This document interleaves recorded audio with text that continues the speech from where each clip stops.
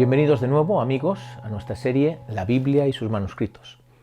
Después de haber estudiado las lenguas bíblicas, los materiales de escritura y la tipología de los manuscritos, hoy entramos en la segunda unidad, dedicada toda ella al texto del Antiguo Testamento. El primer episodio de esta unidad, que es el número 4 de toda la serie, nos va a introducir en el texto hebreo del Antiguo Testamento, concretamente aquel que han transmitido los judíos a lo largo de los siglos hasta hoy. Más adelante dedicaremos unos episodios a otras tradiciones que nos han conservado el texto hebreo, la samaritana, solo para el Pentateuco, y los descubrimientos de manuscritos bíblicos en las cuevas de Qumran. El nombre texto masorético identifica el conjunto de manuscritos de la Biblia hebrea que pertenecen a una misma familia y que han sido cuidadosamente copiados y transmitidos por los judíos que sobrevivieron a los avatares de la segunda mitad del siglo I y primera del segundo. Recordemos que el judaísmo en tiempos de Jesús era muy plural. Conocemos bien, por los evangelios, a los saduceos, los esenios, los celotas y los fariseos.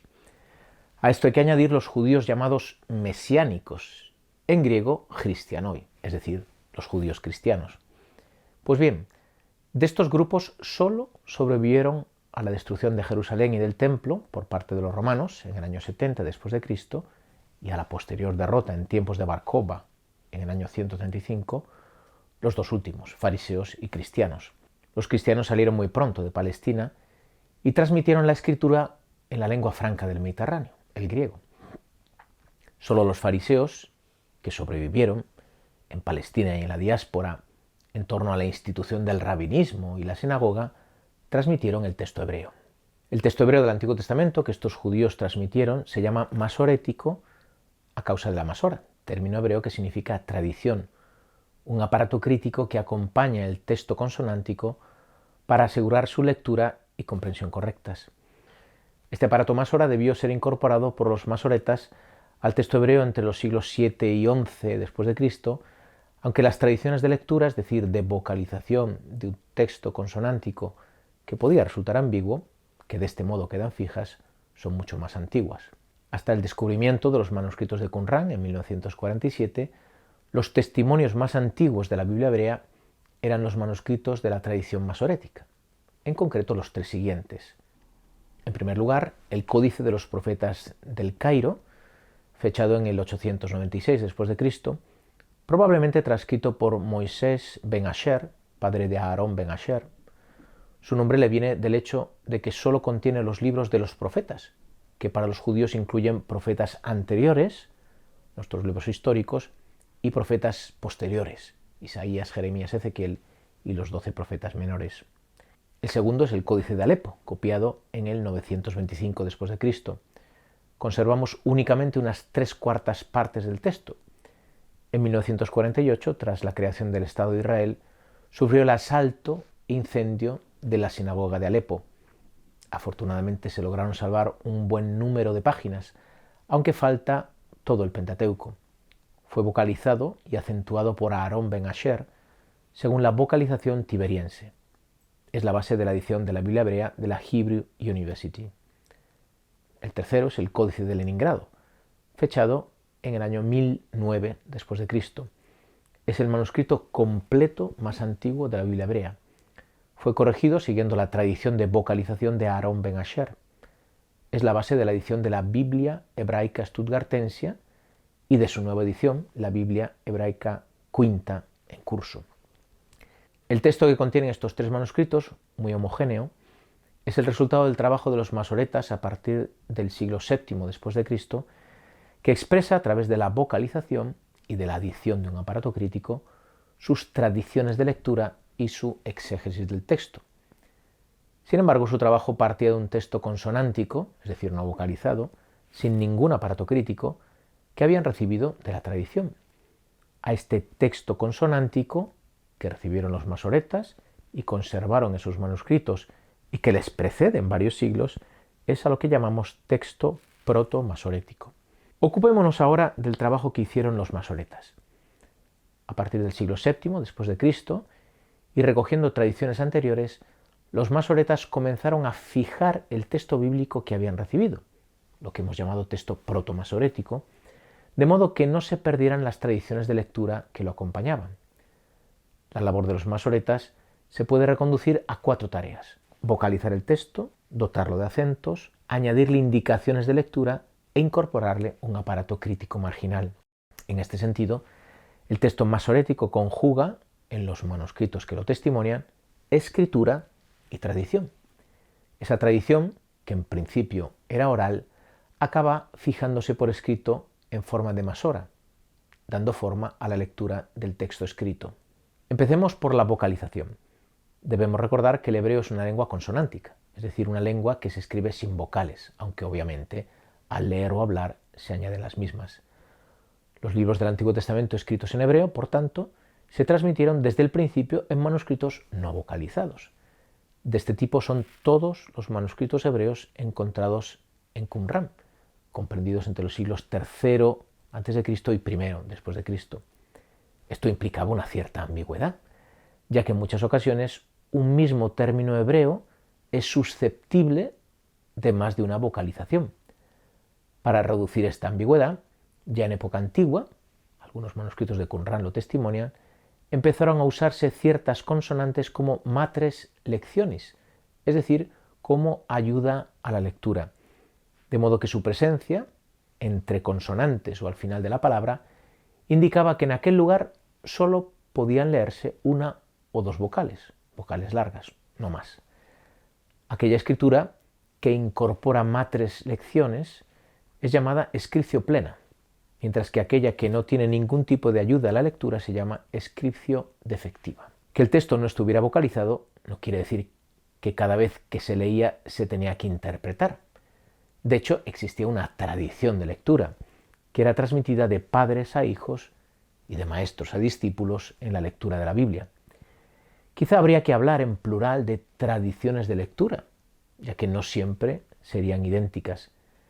El texto masorético testimonia una tradición de lectura que llegó a ser dominante con el trabajo de los masoretas y con la colección de manuscritos que produjeron. Es esta tradición de lectura recibida la que los masoretas incorporaron al texto consonántico hebreo introduciendo las vocales. Para ello era necesario crear un sistema de signos vocálicos. Los manuscritos que conservamos nos testimonian 3 tipos de vocalización. Uno infralineal, el tiberiense, en el que los signos vocálicos se hallan por debajo de las consonantes, y 2 supralineales, palestino y babilónico. Con el tiempo se impuso el sistema tiberiense, hasta el punto de perderse la tradición textual con vocalización palestina o babilónica, que solo nos ha llegado gracias al descubrimiento fortuito de la geniza o almacén de la sinagoga del Cairo, que albergaba manuscritos de los siglos IX a XI y gracias a algunos manuscritos de la comunidad judía de Yemen, que siguió usando el sistema babilónico. Pasemos a la acentuación, que en cierto modo es un complemento lógico de la vocalización. Ambas permiten la lectura pública y correcta del texto. Dicha acentuación no solo consiste en fijar la sílaba de la palabra que debe ser remarcada, también permite aclarar relaciones sintácticas entre los términos y sobre todo marca la cantinela que debe ser utilizada en la proclamación pública. Entre los acentos que tienen una función sintáctica destacan aquellos que marcan una pausa en la lectura y separan por tanto las frases entre sí. Debemos tener en cuenta que no existen signos de puntuación en la literatura antigua, coma, punto, 2 puntos, signo interrogativo, exclamativo. Esto puede dar lugar a problemas de comprensión. De hecho, los acentos a los que nos referimos dirimen en ocasiones cuestiones exegéticas complejas motivadas por la adscripción de una palabra a las que le preceden o a las que le siguen. La tercera tarea es la de añadir indicaciones de lectura. Una de las características más llamativas del texto masorético es su fidelidad a la hora de transmitir el texto consonántico sin cambios voluntarios o involuntarios. Los masoretas heredaron ese rigor de los copistas anteriores a ellos, que fueron enormemente fieles al texto recibido. Esta fidelidad en la transmisión del texto consonántico está muy ligada a una cierta concepción de la escritura propia de los copistas judíos. En efecto, una buena parte del judaísmo estaba convencido de que la escritura no solo albergaba una revelación en su contenido, sino también en su forma. Las diferentes formas de cábala, muy extendidas durante la Edad Media, dan testimonio de ello. Teniendo en cuenta que cada consonante del alefato hebreo representa un número, el texto sagrado ofrecía múltiples combinaciones de cifras que podían ser objeto de las más variadas interpretaciones. El mismo texto hebreo, además, podía ser leído en más de una dirección, abriendo a nuevos significados ocultos. Esta concepción del valor sacrosanto del texto recibido hizo que los masoretas no modificaran ni una sola letra del texto consonántico. Como veremos más adelante, ponían un cuidado exquisito a la hora de copiar el texto y para ello realizaban una minuciosa contabilidad de palabras y letras. Esto no quiere decir que no fueran conscientes de que el texto contenía algunos errores o lecturas diferentes o incompatibles con su propia tradición de lectura. Pero en estos casos no modificaban el texto, sino que introducían algunas indicaciones de lectura bien señaladas en los márgenes. Pongamos algunos ejemplos. Los masoretas inventaron un sistema de corrección sin tocar el texto consonántico que conocemos como kereketiv, léase y escrito. En numerosas ocasiones, la tradición de lectura, queré, es decir, de vocalización de los masoretas, es incompatible con la del texto recibido, es decir, el ketiv. Siguiendo la costumbre de no cambiar el texto consonántico, los masoretas vocalizan el término en cuestión siguiendo la propia tradición de lectura, incompatible con las consonantes recibidas. Pongamos un ejemplo. En Isaías 10:32, en el Codex Leningradensis, encontramos escrito en hebreo, sin vocalizar, Har Bet Sion, que debería leerse como el monte de la casa de Sion, vocalizando el segundo término como Bet, casa. Los masoretas, sin embargo, colocaron un circelus, un pequeño círculo, sobre el término en cuestión y lo vocalizaron con un pataj, es decir, con una A breve, que es incompatible con lo que está escrito. En el margen colocaron la indicación de lectura queré, léase, indicando que debía leerse como bat, hija, es decir, el monte de la hija de Sión. Como vemos, hay que estar muy atentos para no mezclar las consonantes originales con las vocales de la nueva tradición de lectura. El nombre Jehová nace de esta confusión. En efecto, en la tradición masorética existe un queré perpetuum, que por repetirse con mucha frecuencia no se avisa ya en el margen. Se trata del nombre divino, cuyas 4 consonantes, el tetragrámaton, son, en castellano, YHWH. Los masoretas vocalizaron dicho nombre con las vocales de Adonai, Señor, siguiendo la antiquísima tradición judía de no pronunciar el nombre divino. Si se lee el tetragrámaton, las 4 consonantes, con las vocales de Adonai, el resultado es Jehová, un nombre que nunca existió en la tradición bíblica. Pongamos otro ejemplo de indicaciones de lectura, las letras grandes. En algunas ocasiones encontramos una consonante que destaca por encima del resto por su mayor tamaño. Por ejemplo, en Levítico 11:42 se destaca una letra por estar justo en la mitad de todo el Pentateuco. Eso quiere decir que los masoretas habían contado todas las letras que constituían los 5 primeros libros de la Biblia. Un último ejemplo de indicaciones de lecturas son las petujot o setumot, división del texto en capítulos y secciones. Para favorecer la lectura pública, o simplemente para favorecer una lectura lógica, los masoretas incorporaron en el mismo texto indicaciones que lo dividían en capítulos y secciones. Estas divisiones están marcadas por las consonantes hebreas P de petujot y Samek de setumot.